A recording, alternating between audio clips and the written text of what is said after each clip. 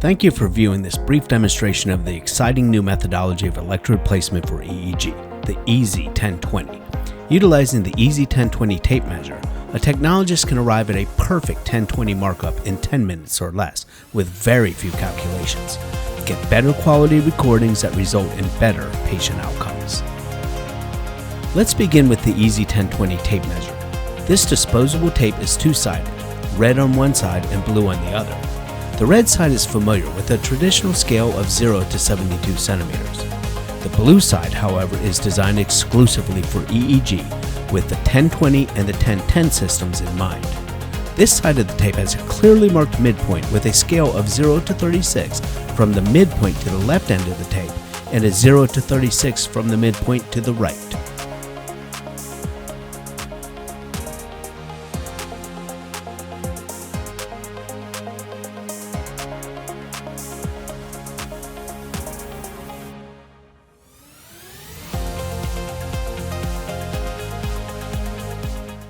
To demonstrate, we already have our 10% lines marked, FPZ and OZ.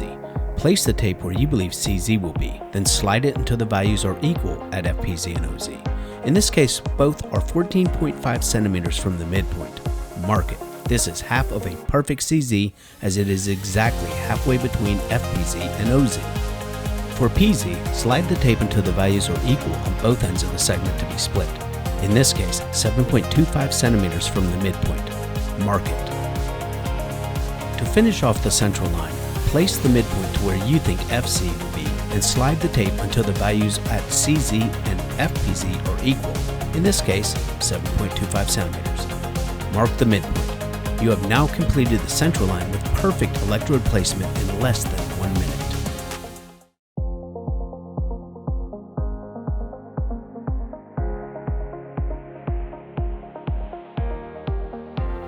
For this demonstration, we have already marked the 4 anatomical landmarks and 10% above each.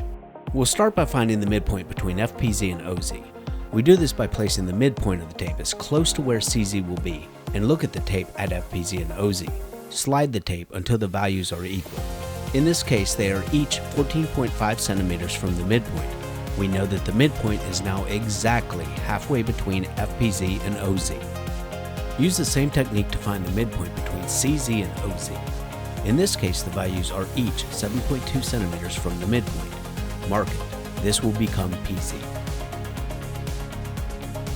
Do the same for FC by sliding the tape until the values are equal at FPZ and CZ. Again, they are each 7.2 centimeters from the midpoint. Mark it. This will become FC. Now let's mark the pre-eric to pre-eric line. Place the tape as close to the middle of the segment and slide the tape until the values are the same at T3 and T4. In this case, the values are the same on each side at 13.3 centimeters. Mark the midpoint. This is now an absolute true CZ. We can now mark half of C4 by finding the midpoint between CZ and T4. Slide the tape until the values are equal at each site, in this case at 6.8 centimeters. Mark the midpoint. This will become C4.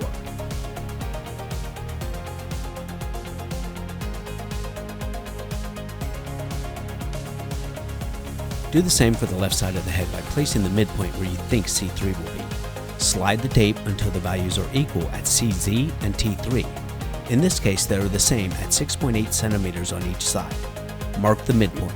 This will become C3. Complete FPZ by placing a vertical mark in line with the nose of the patient. Next, determine 5% of the total circumference of the head and mark this distance left and right of FPZ. In this case, with our 55 centimeter head, this distance is 2.75 centimeters.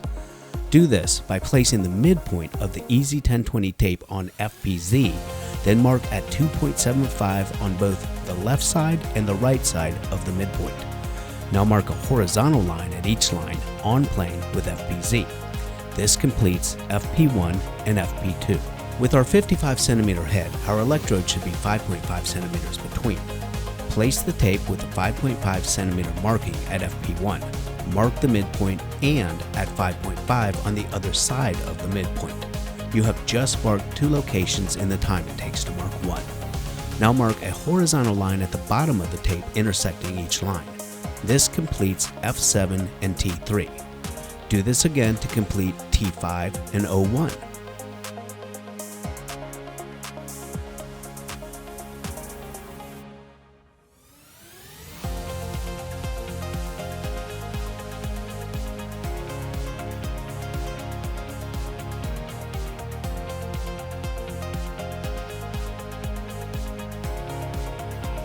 Repeat this technique on the right side beginning at FP2, completing F8, T4, T6, and O2.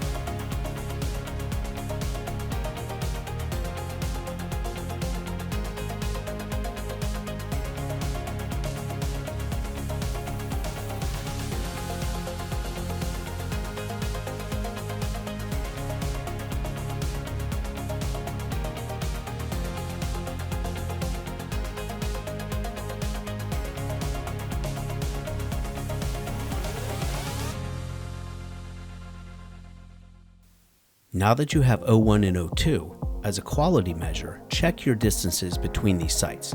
They should also be 5.5 centimeters apart.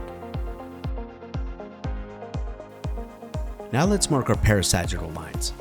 We begin by using the EZ1020 tape to find the midpoint between FP1 and O1. As before, do this by placing the tape where you think C3 should be, and slide the tape until the values at FP1 and O1 are the same. Mark the midpoint. This will complete C3. Repeat this technique to find the midpoint between C3 and O1. Mark it, as this will become P3. Now use the same technique to find the midpoint between C3 and FP1. Mark it, as it will become F3. Repeat this for the right parasagittal line.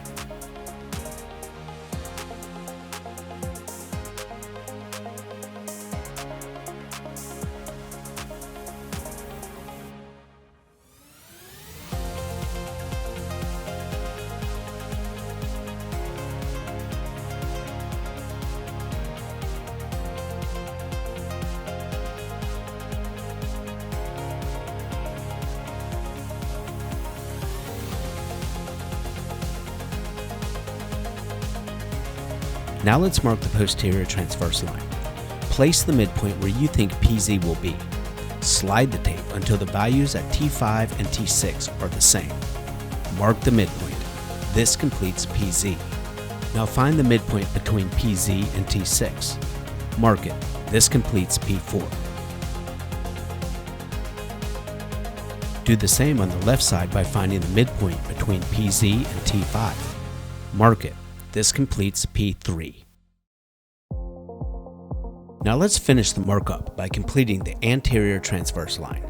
Place the midpoint where you think FC will be and slide the tape until the values at F7 and F8 are equal. Mark the midpoint. This completes FZ. Now find the midpoint between FZ and F7. Mark it. This completes F3. Do the same on the right side by finding the midpoint between FZ and F8. Mark it. This completes F4. The head is now complete with perfect symmetry in accordance with the International 1020 system of electrode placement for EEG. Better patient connections result in recordings with far higher diagnostic value. Better recordings lead to better patient outcomes. Ensure that you are providing the best patient care and order your EZ1020 disposable tape measures today. Visit ez1020.com or call 855-2EASY-1020. That's 855-239-1020.